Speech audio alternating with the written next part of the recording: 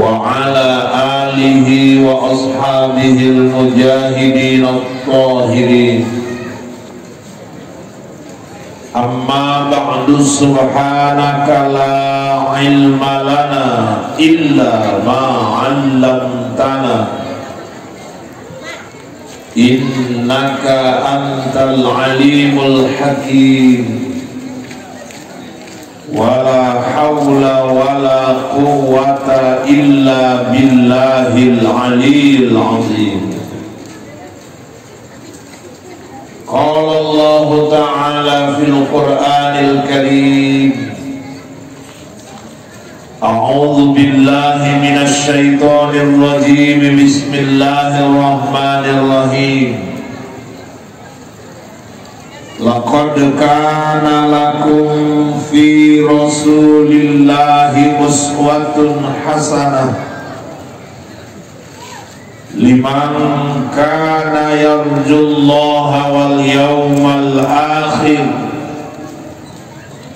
وذكر الله كثيرا. صدق الله العظيم وصدق رسوله النبي الكريم ونحن على ذلك من الشاهدين والشاكرين والحمد لله رب العالمين. Yang terhormat Bapak Haji Bapak Haji Abdul Ghani, yang kami hormati Bapak Kepala Dusun Tengku Haji Abdul Rahman, Qori kebanggaan kita. Ini sahabat saya sejak di Kabupaten Langkat dulu, Sumatera Utara, Tengku Suryadi SPD. Hari ini menjadi salah satu Qori kebanggaan Kota Lok Sumawe dan akan menjadi duta Lok Sumawe di MTQ Provinsi. Kita doakan beliau bisa sampai ke tingkat nasional nantinya, amin. Yang kami hormati para tengku, alim ulama, tuan-tuan guru, pemuka agama, pemuka masyarakat, bapak-bapak, sahabat-sahabat saya dari PT Arum dulu yang saat ini sudah purna tugas, kemudian bapak-bapak, ibu-ibu, seluruh jemaah hadirin wal hadirat yang dirahmati Allah. Saya merasa sangat tersanjung dan terhormat malam ini di kunjungan saya yang kedua di lingkungan ini. Tadi Pak Imam menyatakan beliau menginginkan agar acara ini berakhir pukul 12. Saat ini jam di studio menunjukkan pukul 9:32. Berarti saya disuruh untuk menyampaikan tausiah ini 2,5 jam. Ini merupakan satu penghormatan sekaligus penyiksaan bagi saya. Tapi saya menanggapi ini dengan positive thinking. Inilah bentuk kerinduan warga kita di sini, bukan kepada sayanya, tapi kepada dakwah Islam seperti yang disampaikan oleh Bapak Ketua Panitia dan Bapak Kecil tadi. Mudah-mudahan kecintaan kita kepada dakwah mendatangkan keberkahan buat lingkungan yang kita cintai ini. Amin. Amin ya rabbal alamin. Saya lebih suka ikan sepat, ikan gabus, lebih cepat, lebih bagus. Kita juga nggak usah nanti ikan kakap, ikan lele, kebanyakan cakap jadi bertele-tele.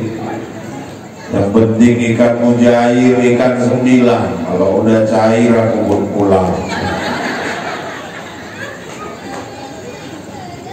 Bapak Ibu yang dirahmati Allah, Allah mengutus para rasul dan nabi untuk menyampaikan risalah ketauhidan, memberikan pengajaran nilai-nilai kebaikan kepada kita manusia. Dan pada akhirnya Allah mengutus nabi itu sebanyak 124.000 orang. Dan di antara 124.000 itu ada 315 rasul. Tapi yang wajib kita ketahui hanya 25 rasul. Allah pertama sekali mengutus Nabi Adam ke permukaan bumi ini setelah sebelumnya Adam itu tinggal di surga. Jadi setelah Adam diciptakan, Allah tempatkan di surga. Surga itu Bapak Ibu lengkap dengan segala fasilitasnya, penuh kenikmatan. Tapi ternyata begitu lengkap dan nikmatnya surga, tapi kalau kita tinggal sendirian, gak nyaman juga itu. Nabi Adam walaupun di surga karena sendirian, galau juga Nabi Adam. Kenapa? Karena fitrahnya kita ini memang makhluk sosial. Kita butuh orang, gak ada yang kita bisa hidup sendiri. Pak Benci ada karena ada warga. Warga perlu pemimpin, itulah Pak Benci. Kenapa orang disebut imam? Karena ada makmum. Kenapa malam ini saya disebut muballigh? Karena ada yang mendengarkan. Seandainya begini banyak kursi disusun, tenda, panggung luar biasa megah, sampai kursi Kanjeng Dimas pun disiapkan. Aku mau duduk pun takut. Sound systemnya bagus. Ini untuk meja VIP, kue, buah lengkap. Minta bunga-bunga siapa diangkat di semua kemari. Atau jangan lupa pulangkan aja nanti. Beginilah sudah dipersiapkan panitia. Saya disuruh tausiah. قلبي ناديك رجع لك يا رحمن توب عليا وارجعني ليك يا ربي قلبي ناديك قلبي ناديك رجع. Jadi memang gak ada orang bisa hidup sendiri. Nabi Adam sendirian di surga galau, maka Allah ciptakanlah nenek kita Siti Hawa. Setelah mereka berdua ditempatkan di surga, kata Allah, ini semua nikmat ini silakan untuk kalian, tapi yang itu jangan ya. Apa itu? Itulah pohon kuldi. Fala sajarata fatakuna minaz zalimin. Kalau kalian dekati itu, fala taqrabu sajarata fatakuna minaz zalimin, kalian orang zalim. Allah perintahkan seluruh malaikat sujud kepada Adam. Semuanya sujud, bukan menyembah, tapi penghormatan. Illa iblis, kecuali iblis. Kenapa iblis gak mau sujud? Iblis bilang, aku duluan diciptakan. Gak pantas yang duluan diciptakan sujud kepada yang belakangan. Aku kan dari api, dia dari tanah. Gak pantas yang dari api sujud kepada yang dari tanah. Maka kata Allah, ciri-ciri orang sombong kalau dia merasa dia lebih dari orang lain. Iblis kan gitu, gak mau sujud, aku kan duluan diciptakan. Kadang-kadang ada juga orang tua begitu. Ada anak-anak muda, bacaannya lebih bagus, banyak hafal ayat, gak mau mundur yang tua. Masih dia aja mau jadi imam. Dibilang sama istrinya, ngalah kenapa bang? Yang muda suruh jadi imam, aku lebih banyak makan garam. Oh karena makan garam, kerbu lebih banyak makan garam. Jadi kalau ada orang merasa dirinya lebih dari orang lain, itu ciri-ciri kesombongan. Iblis nggak mau sujud. Kata Allah, kau sombong, kau zalim. kau akan selama-lamanya nanti berada dalam neraka. Aku terima ya Allah, aku akan seret sebanyak-banyaknya anak cucu keturunan Adam ke dalam neraka. Sejak itu tabuh genderang perang dipukul, dan sejak saat itu kita menjadi musuh iblis sampai bumi ini hancur. Mulailah iblis melancarkan serangan. Digoda Adam untuk mendekati pohon kuldi, namun mati. Adam gak tergoda. Maksud dari sini Hawa mulai merengek-rengek.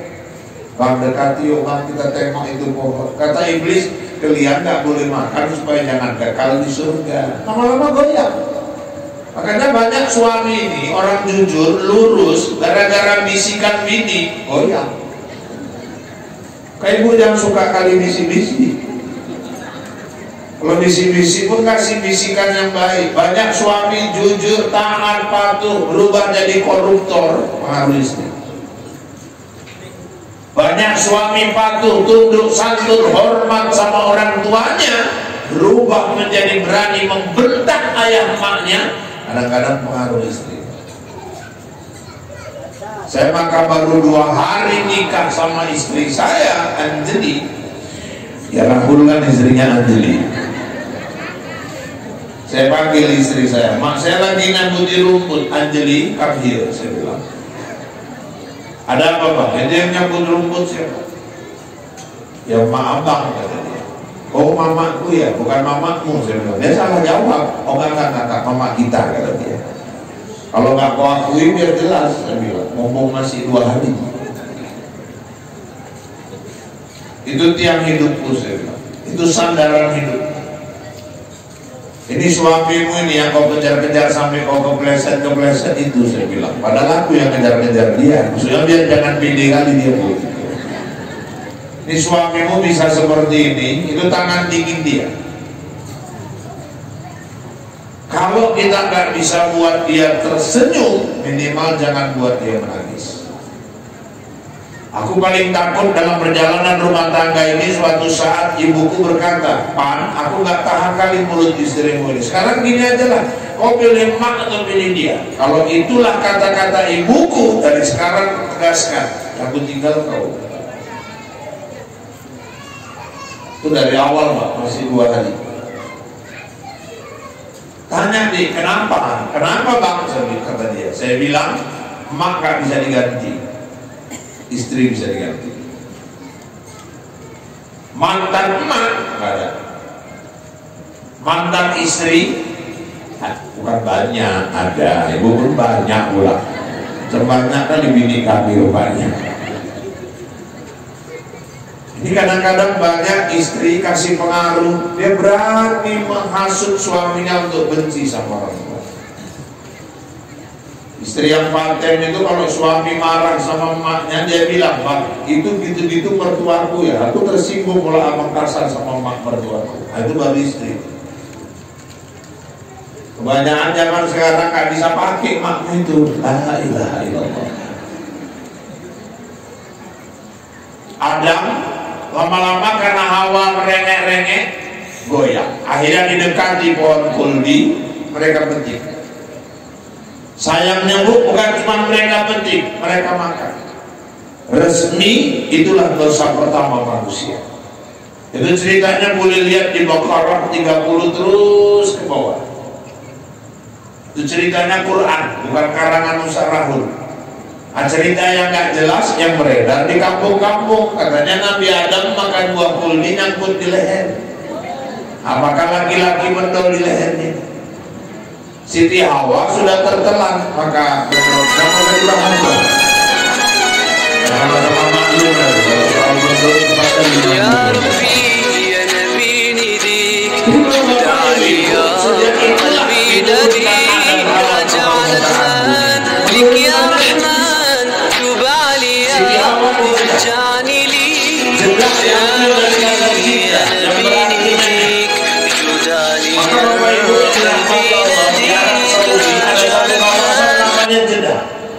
disitulah dulu Hawa pertama kali diturunkan.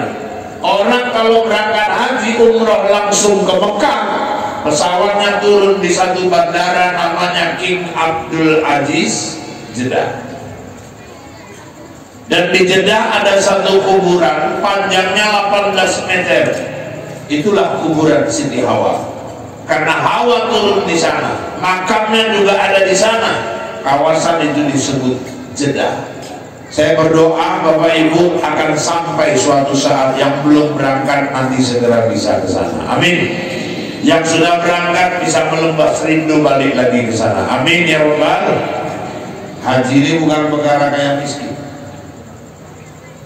Banyak orang kaya sampai sekarang belum berangkat. Banyak orang miskin sepertinya gak mungkin tapi sampai ke sana. Karena haji umroh ini Pak masalah undangan Allah. Di Mataram kakek-kakek tukang nyapu jalan, kumpulkannya gaji, berangkat haji.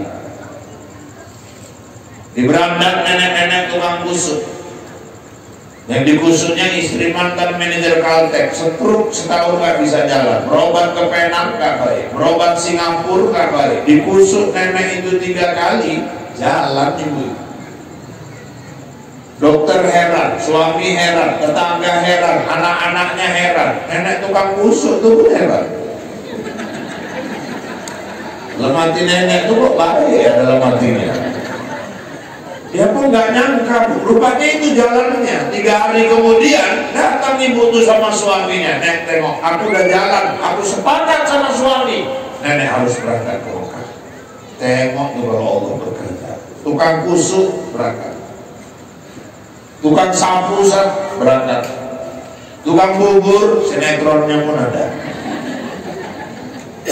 Malah di Batam Serangan Langkat ada bapak-bapak nanam kacang tanah 300.000, panen berangkat haji, dijualnya kacangnya Ustaz, sama tanah-tanahnya dijualnya sekalian. Ya, kalau kacangnya nggak cukup loh bapak umur mana. Makanya saya paling benci kalau ada orang Islam bilang saya kalau haji nggak mimpilah. Dari mana rezeki? Jangan. Nggak rezeki kita mungkin rezeki anak. Nggak rezeki anak mungkin rezeki menantu. Nggak rezeki menantu rezeki cucu. Makanya kalau sholat jangan ibu mendoakan rezeki sendiri, doakan rezeki anak-anak, doakan rezeki cucu.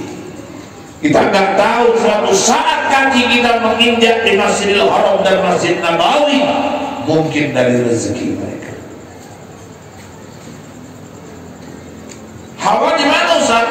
Jeddah diturunkan. Nabi ada di daerah pegunungan Himalaya India. Kalau saya kan di Mumbainya, kami nggak jauh itu Pak.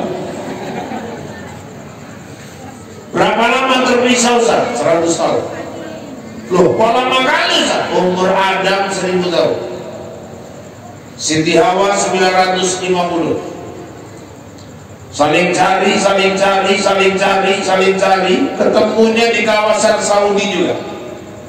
Di daerah puncak pelaksanaan ibadah haji, namanya Padang Arafah. Di satu bukit yang gak terlalu tinggi, namanya Jabal Rahmah.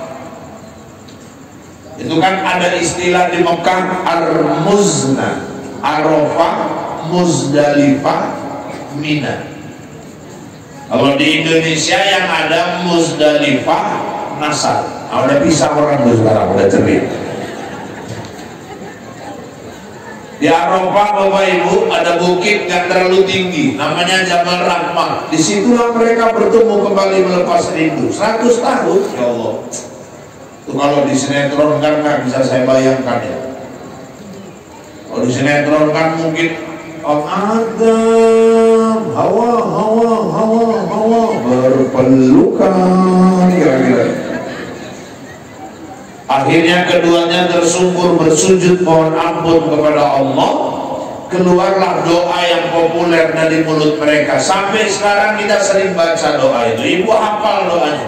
Rabbana zalamna anfusana wa illam taghfir lana wa tarhamna lanakunanna minal khasirin.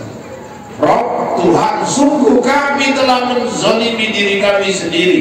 Ampuni kami. Bila Kau tidak mengampuni kami, sungguh kami adalah orang-orang yang merugi. Akhirnya dosa Adam Hawa diampuni oleh Allah. Itulah yang membedakan pandangan kita sama orang Kristen. Kalau orang Kristen menganggap semua anak cucu Adam menanggung dosa Adam, maka bagi mereka ada dosa turunan. Maka bagi mereka Yesus disalib untuk menebus dosa-dosa manusia. Sedangkan dalam Islam kullu mauludi yuladu al-fitrah, tiap-tiap bayi lahir bersih, suci.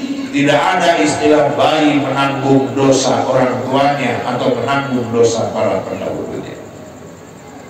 Sampai sekarang Jabal Rahmah itu, Bu, kalau ada orang pergi ke Mekah, selalu orang titip doa itu. Kalau ada pergi haji, tahu lah itu, rata-rata doanya apa itu kalau di situ? Minta jodoh. Karena di situ Adam Hawa ketemu lagi. Padahal dalilnya nggak ada itu. Cuma banyak juga yang membuktikan.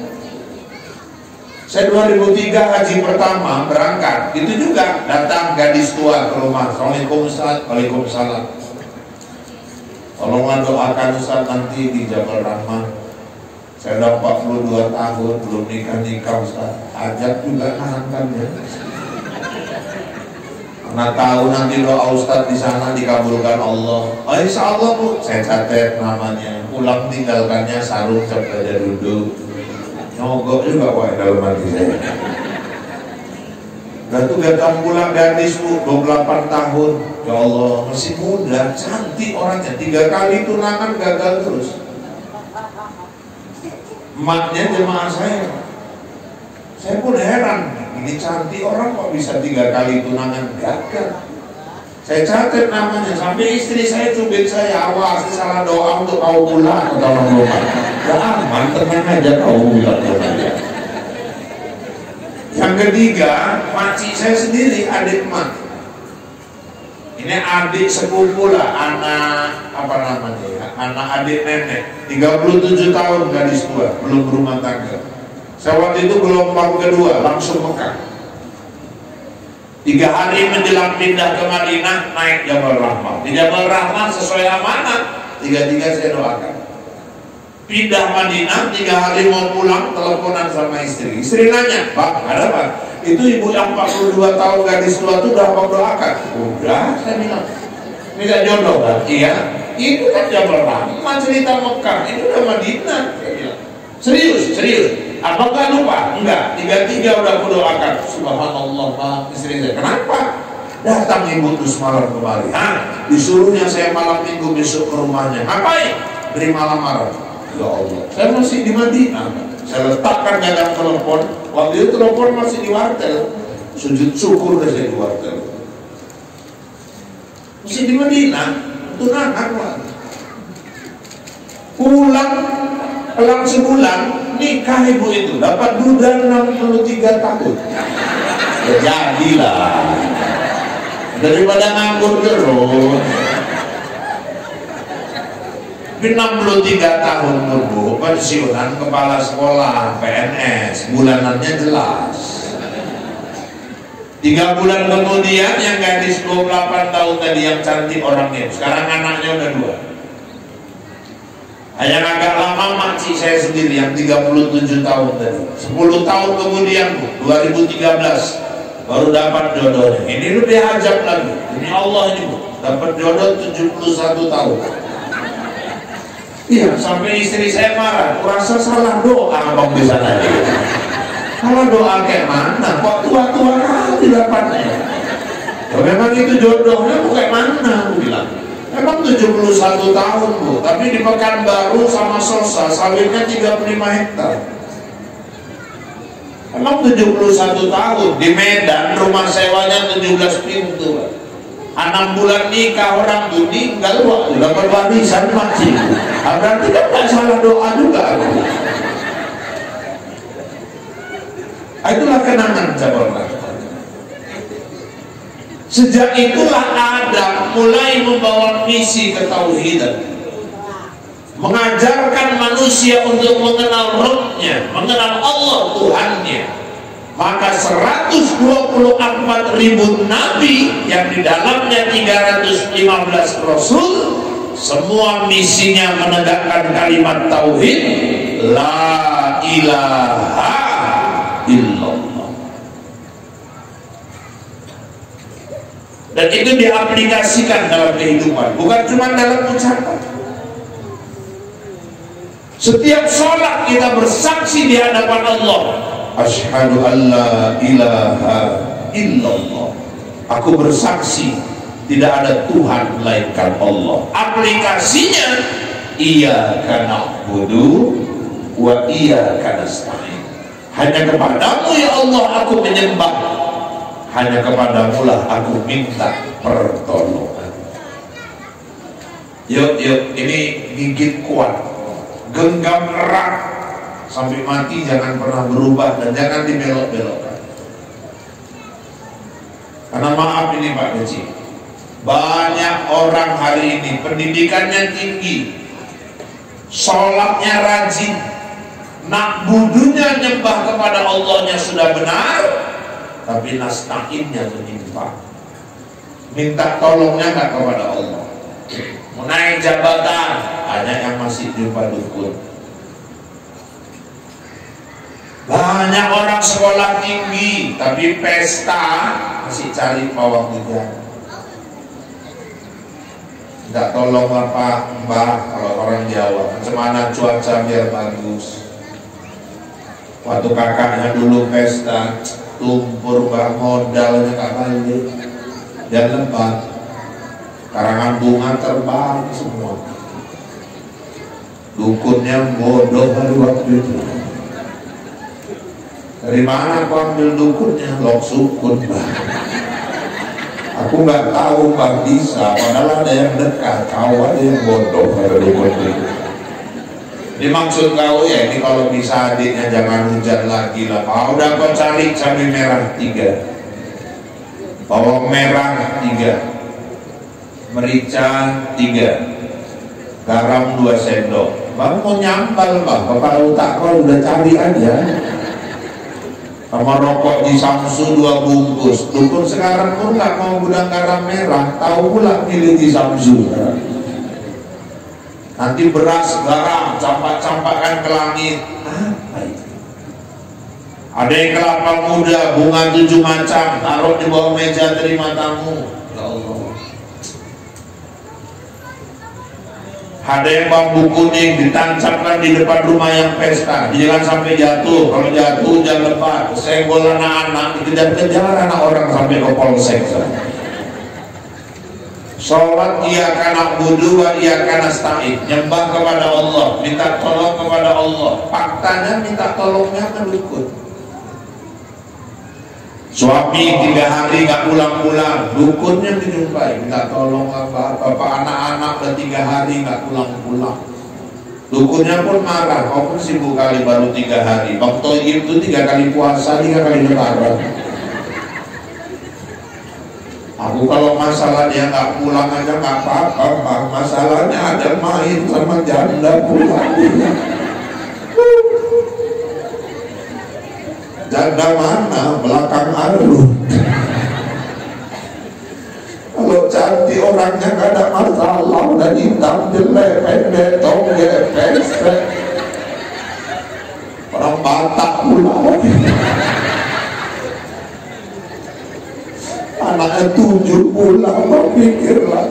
Jadi maksud kau saratilah macam mana caranya biar dia lengket aja mainku, jangan sampai yang lain. Kau pulang, cari rambutnya biar ku mainkan dari sini, pulang sampai di rumah ada sisir rambut lengket, ambil masukkan ke amplop, bawa ke dukun lagi balik. Dia lupa kalau serumah sama mertua, salah ambil rambut mertuanya yang terbawa dia ke dukun, dikerjai sama dukunnya, terakhir mertuanya ikuti dia di sana kemari. Padahal sholat iyyaka na'budu wa iyyaka nasta'in, tapi prakteknya iyyaka na'budu wa iyyaka nasta'in. Munafik, lain di mulut, lain yang dikerjakan. Apakah marah Allah? Bapak Ibu, ada seorang ibu pulang pengajian, dijumpainya saya. Saya udah naik ke mobil, lari dia, Ustaz, sebentar, saya pikir apa, ada apa Bu? Ini Ustaz, ada botol oleh-oleh buat anak-anak. Kan biasa tuh, dimana-mana kan Ustaz ceramah kalau pulang gitulah, panitia kan. Entahlah kalau di sini aku nggak tahu kan gitu. Ya, tiap daerah kan lain-lain, nggak harus sama gitu. Kalau di sini ya Ibu tengok aja mau pulang nanti kayak mana kan gitu. Jadi waktu itu dimasukkannya, saya pikir kue, banyak buah-buahan masuk semua gitu kan. Jadi dia bilang, Ustaz saya mau pestakan anak. Terus gimana loh Ustaz, biar cuaca bagus, pestanya lancar. Ibu tahajud. Tahajud Ustaz, tahajud. Berapa rakaat? Paling sedikit 2. Sebanyak-banyak Ustaz, nggak terbatas. Ayatnya yang bagus dibaca Ustaz, semua bagus. Yang abdul Ustaz, kalau hafal akhir Baqarah, lillahi ma fis samawati wa ma fil ardh wa in tubdu ma fi anfusikum aw tukhfuhu yuhasibukum bihillah, sampai anta maulana fansurna 'alal qaumil kafirin. Kalau itu nggak hafal Ustaz, ayat kursi. Ayat kursi kalau nggak hafal Ustaz, al-insyirah, alam nasrah laka sadrak. Kalau itu pun nggak hafal Ustaz, al-kafirun. Kafirunnya apa Ustaz? Nyari ujungnya ini payah kali. Karena mutar di situ-situ aja kayak kaset bulung Ustaz. Ya ayyuhal kafirun la a'budu ma ta'budun wa la antum 'abiduna ma a'bud wa la ana 'abidun ma 'abadtum wa la antum 'abiduna ma a'bud wala ana 'abidum ma 'abadtum wala antum 'abiduna ma a'bud wala ana 'abidum ma 'abadtum wala antum 'abiduna ma a'bud. Ada pendapat ujungnya Ustaz. Saya suaminya ingatkan, lakum kan deh, lakum dinukum waladhdallin. Elok pula tadi. Ya udah, kalau nggak hafal yang mana yang hafal lah, yang penting tahajud. Saya yang hafal cuma inna a'tayna sama qul huwallahu. Udah itu aja di bawah, yang penting tahajud. Kalau inna a'tayna pun nggak hafal Ustaz, inna lillahi wa inna ilaihi raji'un. Berarti udah manusia penghabisan tuh, inna a'tayna pun nggak hafal. Ada lagi amalan lain Ustaz, salat hajat, minta sama Allah. Terus Ustaz, kalau bisa santuni anak yatim, minta bantu doa anak yatim. Doa anak yatim itu menggoyang aras Allah. Dan saya kasih tahu Ibu cara yang paling abdul menyantuni anak yatim. Kalau bisa, saya sekarang lebih banyak saya sampaikan, janganlah dipanggil anak yatim itu diundang, dipajang-pajang di depan anak yatim itu, dikasih satu-satu di depan orang ramai. Kadang-kadang kalau dari SMP malu juga ya. Lebih bagus tuh kita yang datang ke rumahnya, antarkan. Atau Ibu buat acara di rumah, panggil dia ke rumah. Dia kadang-kadang mau nggak datang, dia butuh santunan kita. Datang ya dia malu. Antarkan aja ke rumah. Harus uang Ustaz? Nggak juga. Kalau mau lebih tepat sasaran, belikan sembako, belikan alat-alat sekolah. Yang belanja suami, pulang Ibu serahkan ke Ibu yang antarkan ke rumah anak yatim. Itu yang paling abdul. Kenapa itu yang paling abdul Ustaz? Kalau bapak yang belanja, bapak yang antar, nanti emak si yatim cantik, bapak pun nggak pulang-pulang. Disuruh menyelamatkan yatim, janda-jandanya sekalian diselamatkan dalamnya. Jadi bapak Ibu minta doa anak yatim. Terus apa lagi Ustaz? Ya kalau bisa minta doa orang-orang solih. Ya udah saya nggak cari orang lain lah. Ustaz tolong bantu saya doa. Ya udah kalau Ibu percaya saya bantu doa. Alhamdulillah Bu, pas pesta terang cuaca. Pagi itu. Pagi. Ini mesti cerita pagi. Siang jam 1 mulai gelap. Ada yang pesta pun nyenggol kakaknya, kak gelap kak, dia macam mencukau. Rahul udah bantu doa, tenang aja kok. Jam 1:30 gerimis, kan gerimis kan, ada tepung tawar itu, jangan nakut-nakuti kau, tenang aja. 2:30 hujan selebat-lebatnya. Apa aku bilang kak, hujan kan kak, cuma lagi nasib sama aja Ustaz mendukung, kan yang bisa dipercaya. 2 minggu setelah pesta, saya jumpa lagi di perwiritan. Ibu tuh selisihan sama saya, macam nyindir-nyindir dia. Tahajud.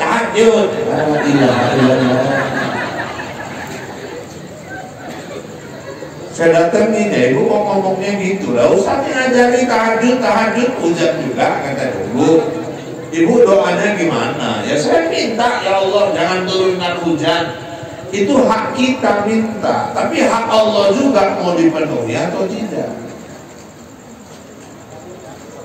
Waalaikumsalam. Lengkapkan. Iya, contoh Pak. Terus jeruk, ya Allah. Susu. Aku habiskan semua di mobil di malam terkencing-kencing. Inilah penghormatan dari Insya Allah. Makasih Pak.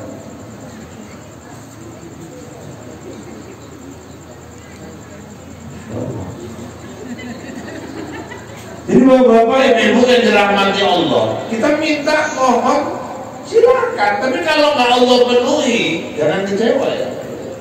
Allah tahu apa yang terbaik. Kita minta jangan turun hujan. Apa makhluk Allah cuma kita?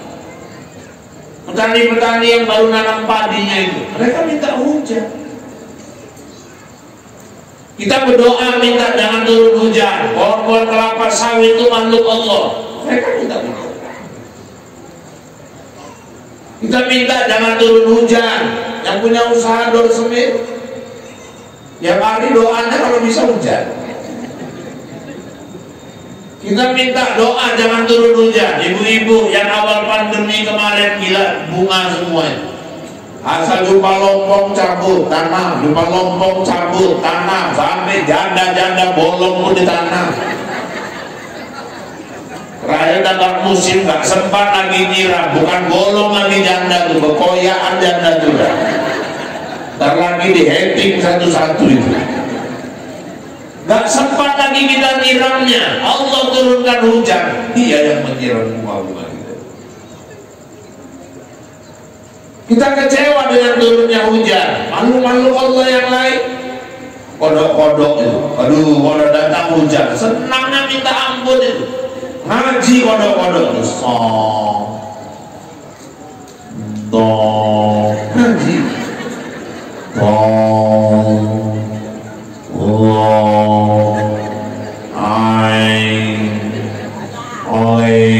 itu kodok-kodok yang masih ikro. Kalau yang udah Quran kan alif lam main lagi.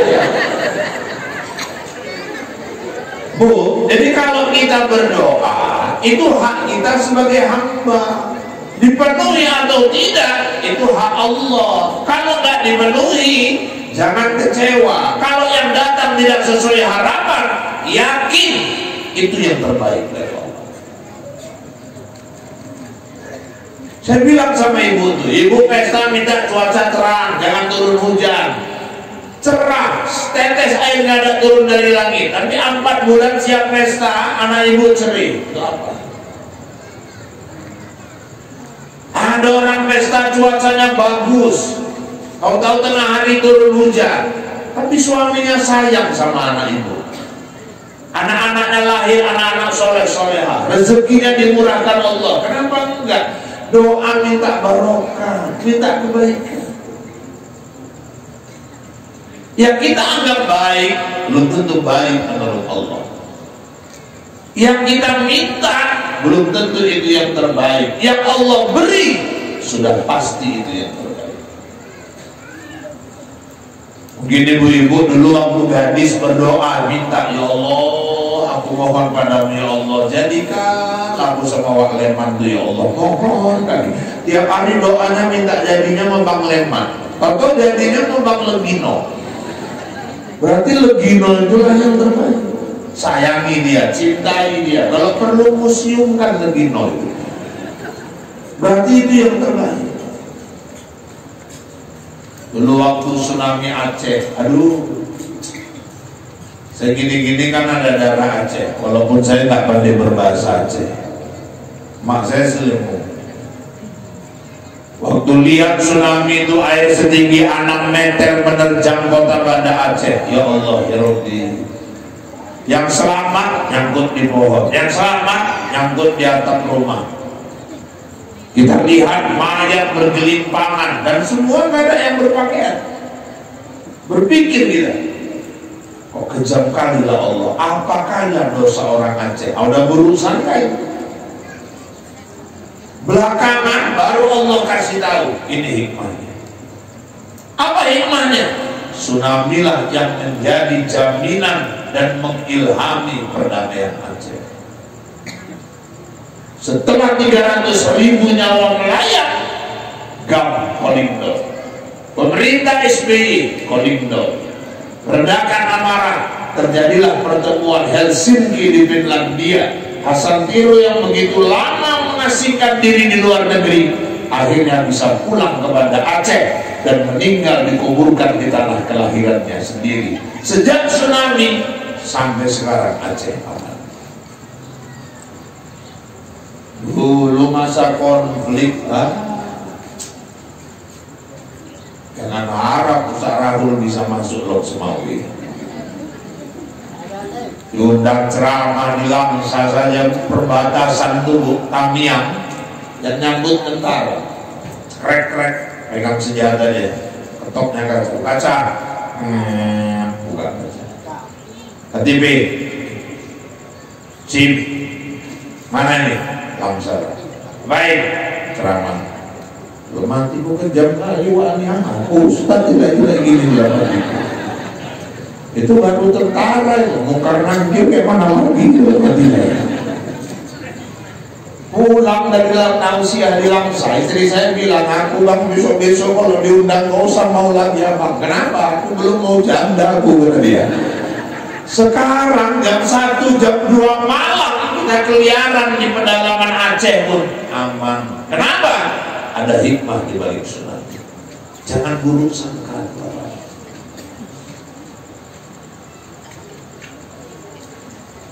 Ini masa-masa anak-anak pada ikut terima PNS. Anak ibu masuk PNS, ujian, silakan ikut. Apa tindakan orang tua Ustaz? Tahajud, doakan. Sholat hajat, doakan. Anaknya Ustaz, suruh tahajud, suruh sholat hajat. Kalau perlu puasa Senin Kamis, berdoa dalam keadaan puasa. Doanya sangat diperhatikan Allah. Tahu-tahu nggak lulus Ustaz, jangan kecewa. Itu yang terbaik. Berarti mungkin kalau dia lulus PNS, jangan-jangan munduran. Apa dianggap kalau PNS pasti lebih bagus, pasti lebih makmur dari yang nggak PNS? Ada jaminan.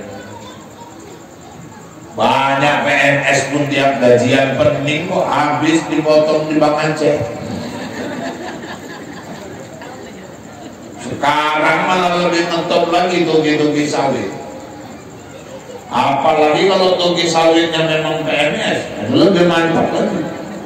Jangan lupa Bu, Nabi bilang 60% rezeki itu didagang.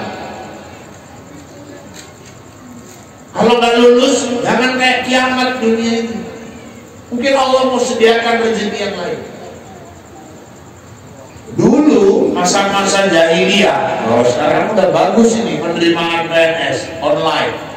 Udah terbukti banyak orang nggak nyogok lulus. Kalau dulu masa-masa kami lagi di Medan, anak saya pernah ngomong ya, katanya kalau mau lulus bayar 150 juta ya, haramkan kau, jangan coba-coba. Wan cuma ngasih tahu aja ya, jangan coba-coba ya. Nggak mau saya kalau nyari kerja nyogok-nyogok. Kalau nggak gitu nanti nggak lulus ya, bukan di situ rezekimu. Kalau kau lulus karena nyogok, gaji pertamamu sampai pensiun haram semua. Nggak boleh ya, nggak boleh. Jangan bodoh. Ini kadang masuk tentara, bayar 100 juta, habis itu suruh tiarap-tiarap di Beceran. Latihannya tiarap-tiarap di bawah kawat duri. Ngapain? Kalau memang ingin kalian jadi tentara, murni aja. Kalau nggak lulus ya, cari jalan rezeki yang lain. Daripada kau masuk PNS, bayar 150 juta, bagus kau keluarkan uang 80 juta. Untuk apa ya? Kawin di PNS. Dapat PNS juga kita. Masih sisa lagi uang kita 70 juta. Waktu kau nggak ajari strategi itu. Ya 150 juta. Lebih bagus kalau ibu pandai didik anak, belikan ladang, bimbing dia, didik dia gimana merawat ladang itu. Nanti berkembang kebunnya. Suatu saat dia bisa gaji tentara untuk menjaga kebun. Ini bapak-bapak ibu sekalian yang dirahmati Allah, usaha silakan. Kalau nggak lulus, itu yang terbaik. Sama dulu kayak ada cerita seorang raja, dia punya wazir, menteri-menteri. Salah satunya menteri agama, ulama. Tempat orang minta nasihat. Asal ada problem orang minta nasihatnya sama dia. Tuhan, ada apa? Saya baru kecelakaan, cacat. Al khair khairutullah. Yang terbaik itu datang dari Allah. Terima. Jabarkannya terima. Ada orang bercerai, saya baru saja bercerai Tuhan. Sudah mau berdandan? Sudah. Akhirnya cerai juga, cerai. Al khair khairatullah. Yang terbaik itu yang datang dari Allah. Kamus dia itu aja. Satu hari rajanya dapat musibah, kena duri ikan tangan. Durinya ini mengandung racun, Pak. Busuk, bernanah, dibalut, asal dibuka ular. Bersihkan, balut, buka, ular. Lama-lama udah keterapar. Apa kata tabibnya? Tuhan, saya nggak sanggup lagi. Ini harus dipotong tangan Tuhan. Amputasi. Kalau nggak dipotong, habis nanti sampai di sini. Potong, cacat. Raja tangannya putus. Akhirnya bapak ibu dia jumpai wazirnya. Coba kau nasihati aku dulu. Ini tanganku ini dipotong nih, cacat kan? Al khair khairutullah, yang terbaik yang datang dari Allah. Oh ngejek kau ya, penjarakan dia. Tersinggung rajanya. Aku cacat dibilangnya ini pula yang terbaik. Ngejek kali dia. Masukkan penjara, dimasukkan penjara. Apa kata dia? Penjara al khair khairutullah. Penjara inilah yang terbaik dari Allah. Yang lain bilang gila dia udah kawan dia. Masuk. Bapak ibu, suatu hari rajanya hobinya berburu. Dibawanya menteri-menterinya semua berburu. Rupanya saking asiknya, sama kayak orang mancing, Pak. Kadang-kadang di laut itu nggak sadar udah masuk wilayah Malaysia. Saking asiknya dia tadi berburu, dia nggak sadar udah masuk ke wilayah negeri orang lain. Ditangkap tentara-tentara negeri itu, diserahkan kepada raja di situ. Di situ semua menyembah berhala. Masa itu masa kurban. Kurban di sana bukan kambing lembu disembelih, manusia. Pas pula dapat tangkapan, menteri-menteri ini disembelih satu persatu di depan berhala-berhala. Pasti bagi giliran rajanya, ini yang terakhir, ini rajanya, mau disembelih. Datang satu pemuka agamanya, tunggu. Ada apa? Ini nggak layak, cacat, nggak boleh. Yang boleh disembelih itu yang sempurna, yang cacat-cacat nggak boleh. Kita korban, kan nggak boleh kalau binatangnya cacat. Udah nggak berguna nih, pulangkan aja kampungnya. Pulangkan. Baru dia sadar. Betul juga kata wazir itu. Inilah yang terbaik dari Allah. Sampai di istana, lepaskan menteri itu. Lepaskan dari penjara. Kau benar. Kalau aku nggak cacat kemarin, selesai leherku ini. Inilah yang terbaik dari Allah. Cuman aku heran. Herannya kenapa Tuhan? Kau waktu kau masukkan penjara, kenapa kau katakan ini yang terbaik dari Allah? iyalah Tuhan, kalau aku nggak masuk penjara, aku kan Tuhan ajak juga, aku pun selesai juga. Maka jangan cepat buruk sangka. Sama ada anak lajang, berdoa aja tiap hari, ya Allah berikanlah aku jodoh yang kaya, pintar, cantik, kaya, pintar, cantik, kaya, pintar, cantik. 3 tahun doanya itu aja. Kok sampai 3 tahun Ustaz? Nggak dikabul-kabulkan. Ya payah, minta yang lengkap. Kaya, pintar, cantik. Ada lagi aku pun mau. Kaya, pintar, cantik. Itu aja doanya. Rupanya bapak-bapak, ibu-ibu yang dirahmati Allah, karena 3 tahun nggak juga dikabulkan, ada rezeki umroh ke tanah suci. Di depan Ka'bah doanya itu aja, ya Allah kasih aku jodoh kaya, pintar, cantik, kaya, pintar, cantik. Pulang umroh 5 bulan nggak juga dapat jodoh. Sholat isya ke masjid. Pulang sholat isya bu, dikejar-kejar anjing. Anak-anak Ustaz kasih tahu, anak muda, ilmu kalau dikejar anjing. Mana tahu ke Medan, jumpa anjing dikejar. Itu ilmunya satu, cari pohon panjang. Yang kedua, atau ada tembok, naik. Tembok nggak ada, pohon nggak ada, Ustaz, jongkok. Ketika dia kejar, cepat-cepat jongkok, pasti balik dia. Dia pikir kita mau ambil benda yang mencelakai dia. Jangan dia lari, kita ikut lari.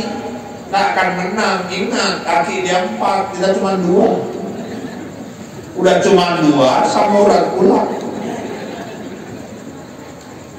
Makanya kalau dikejar, cepat jongkok. Kalau udah jongkok diterkamnya juga usah, nah itu nasib. Berarti anjingnya yang udah gila itu. Dia dikejar, lari sekencang-kencangnya, diterkam sama anjing itu, koyak mutisnya. Nangislah dia, ya Allah, ditolong warga dibawa ke rumah sakit, kejam kali lah kok ya Allah, aku minta jodoh kaya, pintar, cantik, kenapa anjing lah kok kirim ya Allah. Rupanya sampai rumah sakit suntik rabies, masuk ruang rawat inap, diinfus. Datanglah dokter yang merawat dia. Dokternya perempuan, kaya, pintar, cantik. Jumpa, jatuh cinta. Rupanya gigitan anjing tuh yang antarkan dia jumpa sama jodoh. Jangan buruk sangka kepada Allah. Makanya pemahaman tauhid la ilaha illallah itu harus betul-betul dari dalam. Yakin, pertama sembah dia, kedua sujud hanya kepada dia, ketiga jangan buruk sangka. Ibu kalau datang musibah pahit, jangan cepat-cepat buruk sangka. Wabasyiris sabirin, kalau kau sabar di ujung nanti ada hikmah. Ada seorang pemuda yang musafir jalan, kelelahan, berhenti di bawah pohon seri. Ibu tahu pohon seri bu? Pohon seri buahnya besar atau kecil bu? Kecil. Di sebelahnya pohon semangka. Orang ini usil kali. Ciptaan Allah pun diusili. Duduk-duduk dia kecapean berkipas. Tengoknya semangka, tengoknya pohon seri. Balik-balik Allah menciptakan. Pohon seri ini, pohon semangka ini buah pohonnya lemah, buahnya kok besar. Ini pohon seri, pohonnya besar, buahnya kecil. Kebalik ini, mestinya pohon seri ini buahnya semangka, pohon semangka buahnya seri, ya itu baru cocok. Aneh-aneh Allah ini. Diketawain Allah. Rupanya karena lelah, tidur dia terlentang, jatuh 2 buah seri menghantam keningnya. Pas jatuh ke keningnya, istighfarnya, minta ampun ya Allah, ampunkan aku ya Allah, ciptaanmu sudah benar, seandainya 2 ini semangka, hancur mukaku ya Allah. Manusia tugasnya meminta, Jangan buruk sangka. Makanya Bu, COVID sikapi dengan baik saja. Kalau saya menyikapi COVID-19 ini, inilah cara Allah supaya orang meruntuhkan sombongnya. Kecil kali nggak makhluk ini, tertengok pun enggak, harus pakai mikroskop. Tapi 2 tahun geger dunia ini. Gara-gara COVID, makhluk yang sekecil itu 2 tahun haji nggak berangkat. Kalau ibu antrian 2022, paling cepat ibu akan berangkat 2024. Kalau antrian 2030, paling lambat, paling cepat ibu berangkat 2032. Karena udah mundur 2 tahun. Gara-gara makhluk kecil. Maka jangan sepele main kecil-kecil. Makanya saya nyari istri pun yang kecil. Iya, Anjeli itu kecil orangnya. Karena dulu udah aku perhitungkan semua. Ini kalau bikin baju bakal kainnya nggak banyak ini meterannya. 1. Kedua, kalau orang kecil pencernaan sama otak dekat. Jadi habis digiling cepat sampai, cerdas-cerdas biasanya orang kecil-kecil ini. 1 lagi, makannya nggak banyak. Maka aku jadikan terus waktu itu. Pas pula aku rahul, dia pun milik Anjeli, jadilah terus. Coba, Raja Namrud kekuasaannya hebat. Bapak Ibu, Mesir itu dibawa kekuasaan dia. Nabi Ibrahim dibakarnya hidup-hidup. Begitu ditakutinya Namrud, matinya cuma gara-gara lalat. Allah kirim lalat, nih coba hadapi lalat ini, ditepisnya ngelak, ditepuknya balik lagi, pindah tempat, lalat terus terbang di depan wajahnya. Lama-lama dia panik, masuk ke kamar, ikut lagi lalat itu, 1 ekor aja. Keluar dari kamar lagi, terbang terus, lama-lama lalat itu masuk ke lubang hidungnya. Masuk ke rongga hidungnya, sampai masuk ke rongga otaknya, memutus saraf-sarafnya, sakit luar biasa. 3 hari nggak keluar lalat itu, nggak tahan, jadi benturkannya kepalanya ke dinding, pecah. Raja Namrud kekuasaannya hebat, matinya cuma gara-gara lalat. Temu itu tungau kecil kali. Kalau dia udah beraksi, geger orang batu rumah juga. Dan tungau itu andai pula cari lokasi, gak pakai Google Maps pun dapat aja dia. Jangan sepele sama makhluk Allah yang kecil. Ustaz percaya COVID itu ada. Bapak Ibu, terlepas dari ada atau tidaknya, tapi faktanya memang banyak orang yang mengalami demam yang berbeda dengan demam yang lain. Saya bulan April dinyatakan positif. Pulang dari Pekanbaru, dakwah, demam, sesak, batuk, penciuman hilang, rasa hilang. Tes positif. Saya karantina mandiri, nggak mau ke rumah sakit, saya suruh anak-anak cari oksigen. Saya demam tipus sudah, demam batuk, pilek sudah, demam panggung, waktu ijab kabul sudah. Waktu demam COVID memang beda saya. Napas pendek, 3 malam sesak, malam ketiga nggak tertahan saya ambil oksigen pasang sendiri. Besoknya alhamdulillah rendah, 14 butir macam sekali minum obat dari dokter paru. 8 hari saya cek ulang bersih. Istri saya nangis lagi. Saya bilang kau jangan sedih, aku sehat. 27 tahun nikah, nggak pernah terkapar kayak gitu. Kau tahu abang-abang sehat, 2 tandanya. Apa itu kata dia? Pertama, aku masih mau makan. Yang kedua, aku tengok mukamu masih cantik. Bilang. Kalau mukamu udah kayak lampir, dan meninggal aku itu bilang. Alhamdulillah sehat.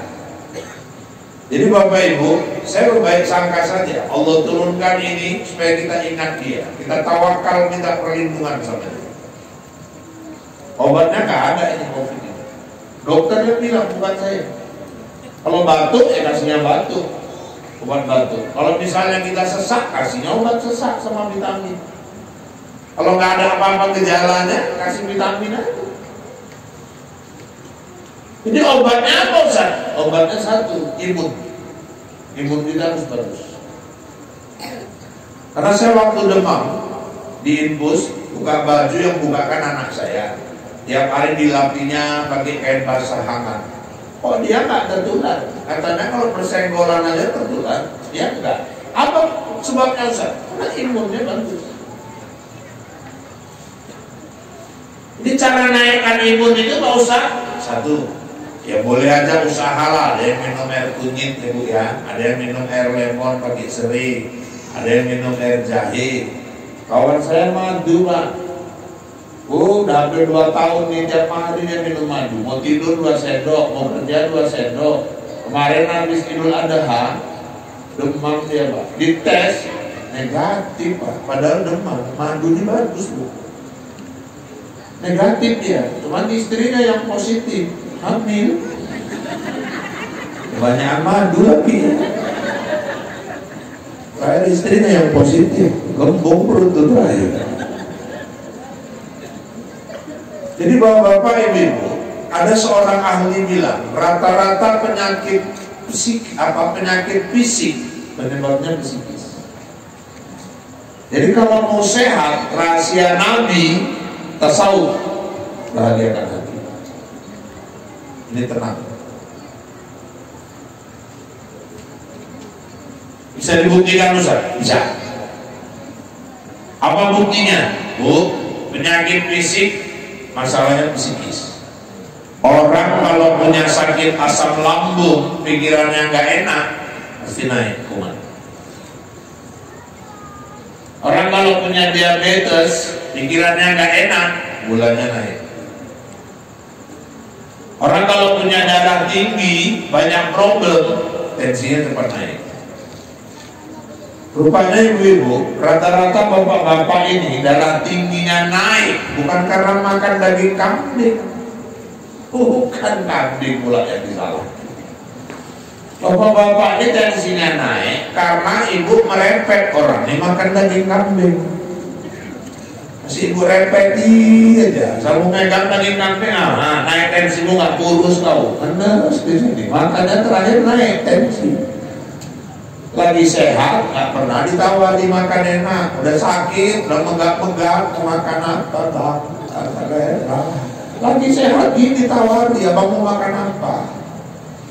Nasi biryani bikin kan? Mau makan apa? Ayam, masakan daging ayam. Abang mau makan apa bang?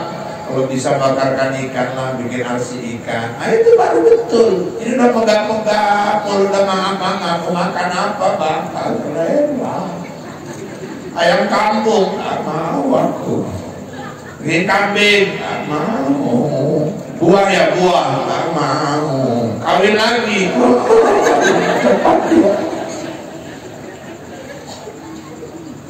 Jadi kunci sehatnya itu fisik, sini harus sehat.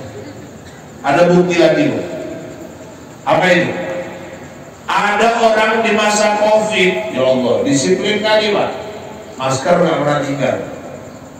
Di Medan tidur masker, di mobil sama istri masker, di kantor masker, masjid masker, wirid masker, makan lupa buka masker, terakhir berserak nasi itu semua di meja. Kemana-mana hand sanitizer, cuci tangan, jaga jarak, positif juga. Hanya orang gila itu tahap-tahap yang dimakan, tidur tak di mana-mana, kotor dan minta ampun, bekas-bekas nasi dari warung rumah makan dimakannya. Ada laporan orang gila kena COVID. Kok bisa Ustaz? Gak ada lagi beban pikirannya. Jadi Bu, kalau mau sehat, kuncinya imun naik. Imun kalau mau naik, bahagiakan hati. Bahagia itu mana bisa buat-buat Pak Ustaz. Makanya hidup jangan cari masalah. Maksudnya Pak Ustaz, banyak orang pikirannya berat, susah. Bukan Allah nyusahkan dia, dia nyusahkan dirinya sendiri. Gaji laki 4 juta, tapi gaya hidup 12 juta, apa nggak susah? Kalau gaji suami 4 juta, istri yang paten, belanjanya sebulan 3.990.000, masih sisa 10. Nggak tahu gaji cuma 4 juta, makeup mau MS Glow, mana? Habis di makeup lah, nggak makan lah gini. Jadi macam mana Ustaz, kan ingin glowing juga. Beli aja lah yang agak rendah sedikit, Wardah. Wardah pun nggak cukup Ustaz, anak banyak. Bedak pipa nomor 14. Itu pun nggak cukup Ustaz, ya udahlah, merek kreatif lah, ada tepung kanji, nggak ada masalah. Bicunya Ustaz, jadi mun-mun aja somboy. Terus celaknya Ustaz, ya arang taruh di sini, kreatif sedikit. Parfumnya gimana? Fresh care, nggak ada masalah. Allah tuh nggak pernah nyusahkan, kita yang nyusahkan diri kita sendiri.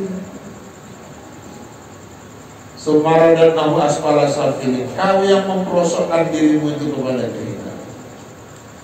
Kalau segitu dikasih rezeki Allah, ya macam mana lah supaya yang diberi itu cukup? Kita buat susah, itu kita sendiri yang buat susah.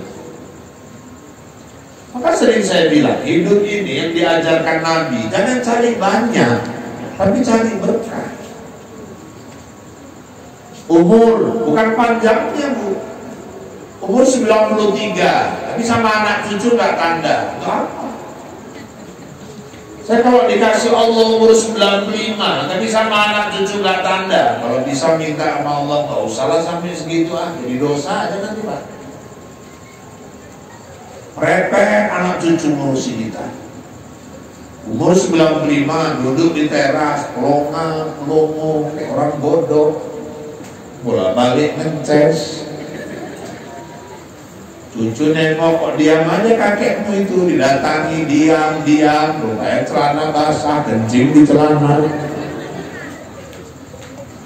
Saya pernah bertamu ke rumah kawan saya, orang tuanya umur 92, Allahu Akbar, jam 9 pagi, ngobrol saya sama anaknya saya.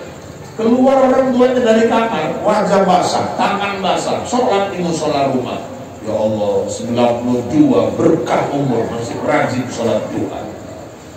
Selesai dia sholat, turun dari musola, saya datang, saya cium tangannya, aku salut dia kakek betul-betul hidup berkah. Berkah kenapa? 92 masih rajin sholat duha. Siapa yang duha? Aku juhur bodoh. Lah bilang, kita mau jam 9 lagi Mas. Saya bilang mananya kok juhur? Udah nyanyok itu, udah yayakan aja. Ya Allah, untuk apa 92? Kalau 90-an ininya masih kuat memorinya, masih bisa kasih nasihat anak cucu. Ini umur 65, pergi ke masjid, naik motor, pulang jalan. Di rumah cucunya marah, mana motornya ya? Motor apa? Tapi tadi ke masjid naik motor. Astagfirullah, lari lagi balik. Di masjid tanya sama imam, nama motor mam, lupa ya? Enggak, olahraga dulu.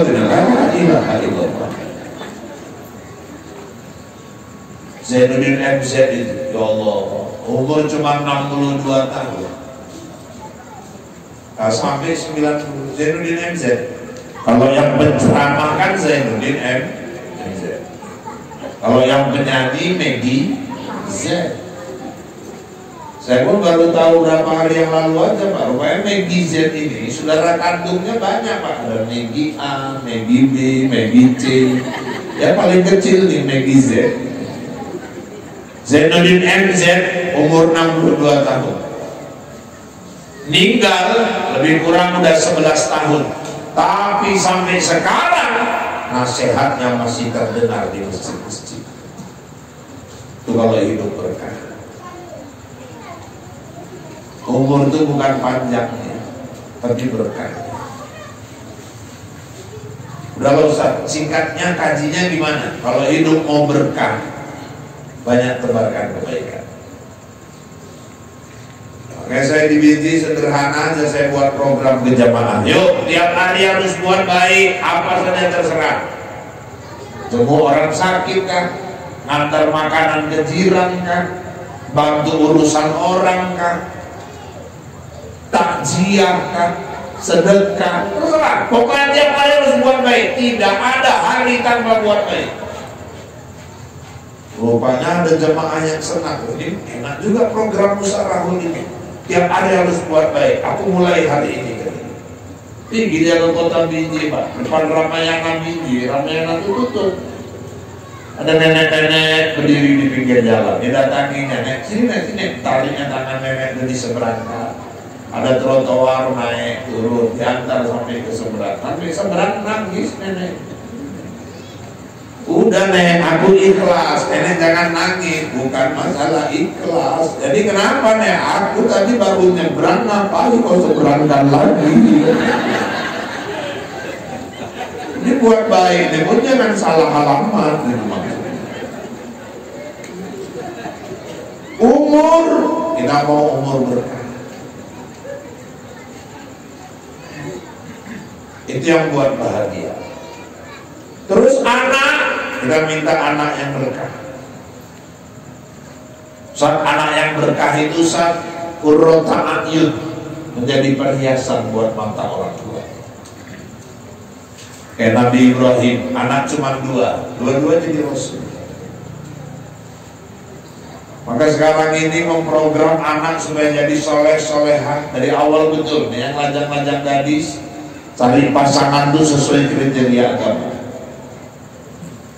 Hamil istri jangan tinggalkan sholat. Khatamkan Al-Quran. Ini mau dapat anak yang qurrata a'yun.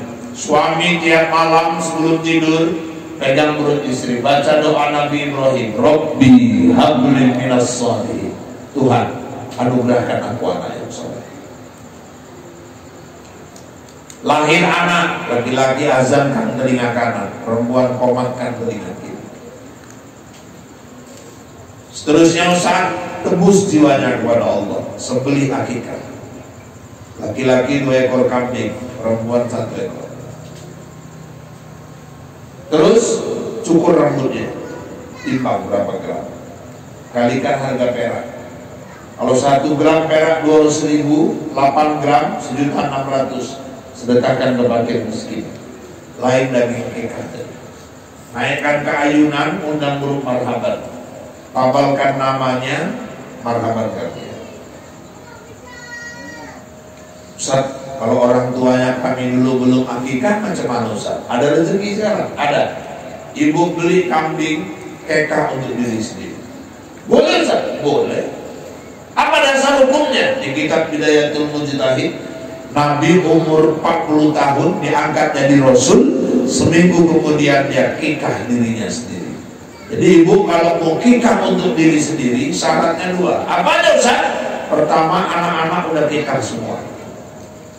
Syarat yang kedua, kalau kita udah tua-tua begini, sembelih saja kambing, bagikan dagingnya, cukup. Ibu gak usah minta diayunkan lagi. Ayunannya itu mau kayak apa? Tidak dicukur lagi gundul. Laki ibu pun nggak berani dekat. Naikkan ke ayunan, 7 orang yang ayun. Marhaban.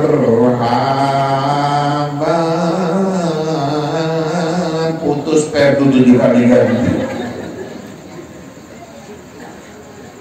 Terus Ustaz, kabarkan namanya. Nama harus bahasa Arab Ustaz, enggak juga, yang penting maknanya bagus. Contoh Ustaz, ya kalau mau diambil dari nama Nabi Yusuf, misalnya Irfan Yusuf, enak dengarkan ya. Irfan orang yang arif, Yusuf Nabi yang ganteng, makanya ya inilah.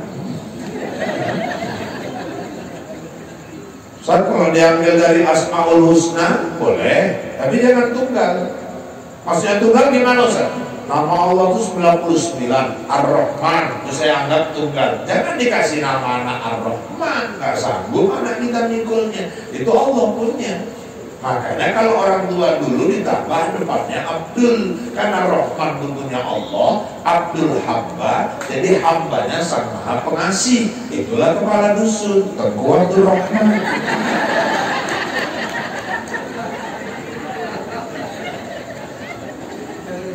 Allah tuh maha kaya, itulah Al-Ghani. Kalau Al-Ghani saja nggak sanggup, nanti itu Allah punya. Maka ditambah Abdul, nah itulah jadi Pak Kecil, Abdul Ghani.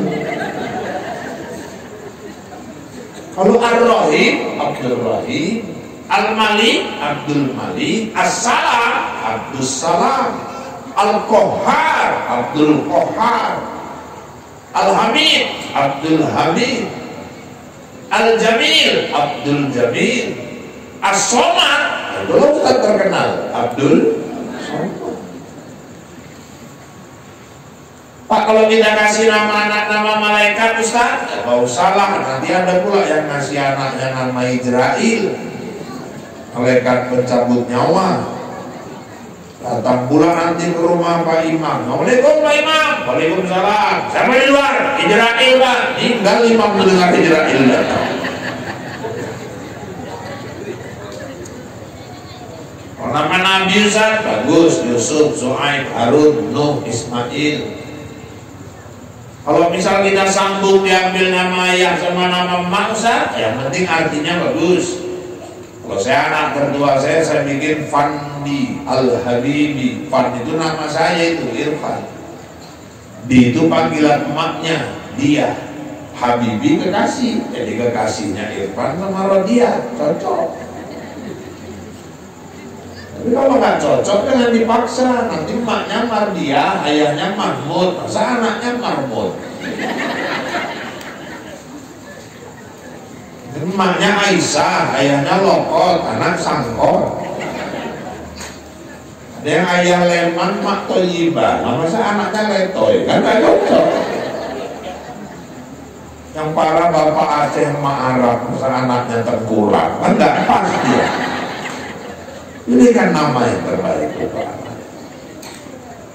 supaya jadi qurrata a'yun, didik anak dengan akhlak. Aduh, sekarang ini masalah akhlak berkali kita terjun bebas, terjun. Kalau dulu orang tua kita tuh mengajarkan akhlak luar biasa. Sebelum anak masuk sekolah, di rumah dididik praktek akhlak. Sampai dulu anak tuh nggak boleh makan di depan pintu. Ya Allah, memang jelek ya. Orang tua nonton TV duduk di bawah, nggak boleh anak duduk di atas. Dulu kalau orang tua duduk di bawah, ayah di bawah, mak di bawah, nonton Ikatan Cinta. Anaknya duduk di kursi, kaki naik ke meja. Ayahnya main ekor mata aja gini, anaknya paham itu, marah, turun. Karena aku patah anaknya senyum aja, malah bilang mata lain, mata lain. Dulu orang tua ngobrol ada tamunya, mana bisa kita ikut ngobrol di situ. Tamu pulang selesai, ikut aja orang tua cerita, dimrum aja, pantang. Sekarang orang tua datang tamu ngobrol sama tamunya bertanya sama ibunya belum jawab, anaknya jawab duluan. Dan ibunya bilang anaknya bijak, bukan di situ tempatnya bijak. Orang tua dulu paling pantang. Dulu bapak ibu ya biasalah, kita kenal perempuan kenal laki, laki-laki kenal perempuan. Tapi ada etika. Osul senang anakku, datang baik-baik ke rumah, taruh, jumpa di rumah. Ini apa? Masih sama-sama sekolah, baru mulai kenalan, boncengan, pegang perut. Ini jijik aku nengokannya. Jalan di depan umum, gandengan tangan. Ya Allah, daerah-daerah syariat Islam. Saya nggak bilang Loks Maui, tapi saya kadang masuk Tamiya, masuk Laksa. Udah nggak ada malu lagi sekarang orang. Padahal iman itu salah satunya al-haya, ada rasa malu. Kalau al-haya, rasa malu sudah hilang, separuh imannya hilang. Diikat dengan apapun belum, dengan dengan di depan. Sekarang maaf Bu, orang selingkuh kasus tali air bangga, tunjuk-tunjukkannya WA-nya sama laki orang. Dia suka sama aku. Oh, bodohnya. Kalau aku Israel cekek kan semua. Padahal seorang istri itu disuruh berhias secantik-cantiknya untuk suami. Gak usah kan dia selingkuh sama suami orang. Mohon maaf, dia berhias saja niat untuk dipuji laki-laki lain. Dari dia keluar sampai pulang, semua malaikat mengutuk dia. Makanya saya bilang sama istri saya, kau deh kalau di rumah kau wajib ke barat-baratan, kalau keluar kau harus ke arah-arah. Ya kalau di rumah aku suruh kayak orang barat aku dan nikmatinya.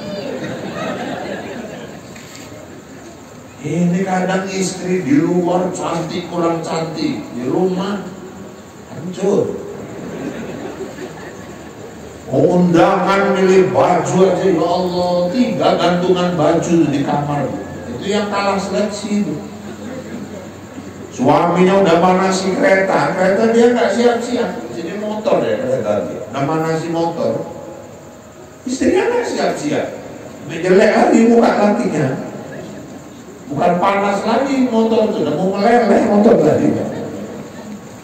Klakson sama suaminya, tinting, keluar kepalanya dari jendela, gak sabar pergi sendiri kau. Naik gula lakinya tadi.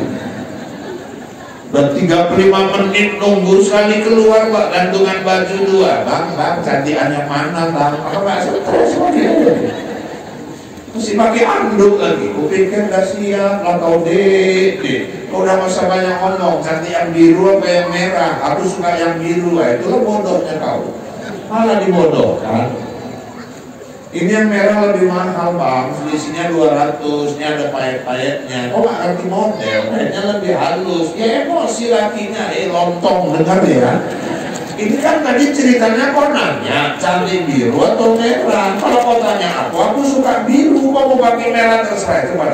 Udah mendur. Masuk. Cepat. Masuk lagi ke dalam kamar. Itu 20 menit lagi. Sekali keluar, hijau bajunya tadi Pak. Untuk apa lo beradu biru sama merah tadi? Ujungnya yang dikeluarkan hijau juga. Ini pakai jilbab, udah bagus ujungnya, dua ujungnya ke bawah, sana kemari, balik, masuk ke kaca, nggak puas, terakhir rombak jadi naik kemari. Nggak puas juga, seling, satu sini. Masuk ke kamar, tengok kaca, kok nggak puas lagi, dililit di leher, kayak orang mau gantung diri tadi. Kamu ditengok siapa? Kita nggak ngerti, padahal ini gimana lakinya. Ujungnya naik ke atas macam gareng nih. Bros, udah bagus di sini, pindah lagi kemari, malah tak bisa bernapas, balik lagi kemari, gak siap-siap. Kenapa? Ya ingin dipuji orang lain. Itu dilaknat malaikat. Di rumah lah ibu cantik-cantiknya, keluar sekedarnya. Jangan pula gara-gara saya bilang gini disuruh undangan bagi anduk. Di atas tutup sarung, selop swallow, melewati orang. Mau kemana Kak? Jangan, kok kayak gitu. Tapi dia jadi ustaz gila dari malam dulu. Aku pula yang digila-gilakan dan saya. Keluar undangan, dan yang menutup aurat, sopan. Ini kadang-kadang pakai jilbab Pak, kaos ketat, celana ketat, tekokan jelas. Pernah naik mobil sama istri di depan saya, ibu-ibu pakai jilbab, kaosnya ketat pendek, pakai celana ketat. Keretanya Ninja. Ninja ini kan naik belakang ini, jadi dia pun duduknya nungging. Ini naik belakang. Saya bilang, apalah gunanya dia pakai jilbab tuh? Saya bilang sama istri saya, pakai jilbab, dia punggungnya nampak itu, karena dalamnya nampak. Hilangkan Allah nih perempuan kayak gini. Saya dicubit istri, jadi kok gak kau potong-potong? Oh iya lupa, baru potong. Nah aku kan bahas dulu maksudnya, rupanya dia marah. Jadi bukan ibu yang dirahmati Allah. Ini saya.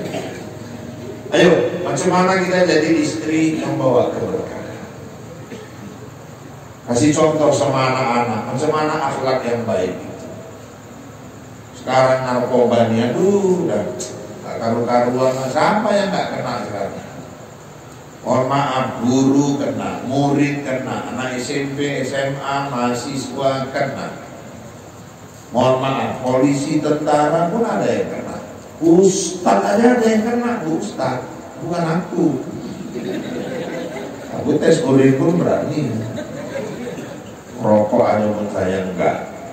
Kalau dulu judi berhadap-hadapan, sekarang dia megang handphone, nggak tahu tidak ada lagi main judi. Sampai judi online, judi ikan, di mana-mana sekarang. Hidup jangan besar pasak daripada dia. Supaya anak bersinar, tanamkan akhlak, tanamkan Quran. Sekarang mohon maaf Bu, kalau ibu targetnya anak cuma bisa baca Quran, kita ketinggalan. Sekarang target orang-orang tua anaknya hafal. Maka sekarang IT Islam terpadu di mana-mana. Program tambahan Hafiz. Di kemarin baru STQ nasional, seleksi tilawatil Quran di Ternate, Maluku Utara. Lombanya ada tilawah dewasa, anak-anak, tapi semua dari 1, 5, 10, 20, 30 juz. Juara 1 nasional seluruh Indonesia 30 juz, anak lengkap. Gebang. Semua peserta dari daerah lain rata-rata usianya 21 sampai 23 tahun. Anak langkat yang hafal 30 juz juara 1 itu namanya Zahran Auzan, Gebang, dekat Pekan Gebang. Usianya 12, jalan 13 tahun. Kalah yang 21 sampai 23 tahun. Seluruh Indonesia. Pulang haru Pak Gubernur Sumatera Utara Edi Rahmayadi, disambutnya di rumah dinasnya, langsung bonus 100 juta. Pidato Pak Gubernur, anak hafal Quran menjadikan orang tua biasa-biasa menjadi orang tua yang luar biasa. Masya Allah. 12 tahun hafal Quran 30 juz, 10 tahun khatam dia hafal. Anak yang hafal Quran itu bisa menarik orang tuanya yang masuk dalam neraka. Jadi akhirat ada anak menuntut, ya Allah, itu ayahku ya Allah, ayahku ya Allah, ayahku. Malaikat, angkat ayahnya. Apa hebatnya anak ini ya Allah? Kok bisa dia pula angkat ayahnya yang masuk neraka? Anak itu hafal Quran 30 juz. Naik. Wah, aku ngasih lagu janda aja dulu. Jangan menyelamatkan anak.